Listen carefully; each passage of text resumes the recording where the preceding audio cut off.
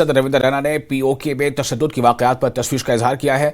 रविंदर रैना ने कहा है कि पीओके में लोगों को बुनियादी सहूलियात मांगने पर पाकिस्तानी फौज की जानिब से गोलियों का निशाना बनाया जा रहा है।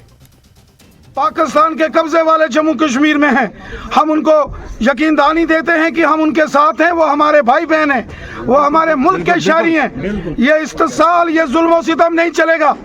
उन्होंने हक मांगा, उन्होंने आटा चावल मांगा और गोलियां दी गई उनको। मैं तो कहता हूं कि मैं हुकूमत से गुजारिश करता हूं कि हमारी हुकूमत, हम अपने लोगों के लिए चावल आटा भेजने के लिए तैयार हैं।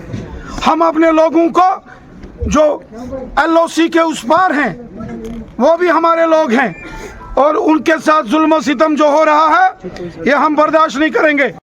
हमारे लोगों ने हक मांगा, अनाज मांगा, आटा चावल मांगा और उनको वहां गोलियां मिली, ये हम बर्दाश्त नहीं करेंगे।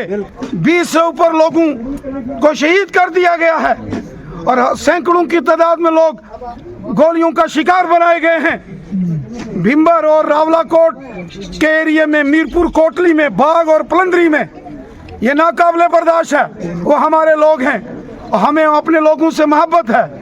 हम कभी भी ये जुल्म और सितम बर्दाश्त नहीं करेंगे। और मैं अपने मुल्क के फॉरेन मिनिस्टर जनाब जयशंकर साहब से गुजारिश करता हूं कि फौरन इस मामले में दखल अंदाजी करें और यूनाइटेड नेशन में ये पाकिस्तान की बेहुरमती और जुल्म सितम जो वहाँ के मकबूजा कश्मीर में, जो मीरपुर कोटली में और भिंबर बाग पलंदरी में हुआ है, ये हम बर्दाश्त नहीं करेंगे। वो हमारे लोग हैं, वो हमारे मुल्क के शहरी हैं। ये बर्दाश्त नहीं होगा वहाँ जो जुल्म सितम।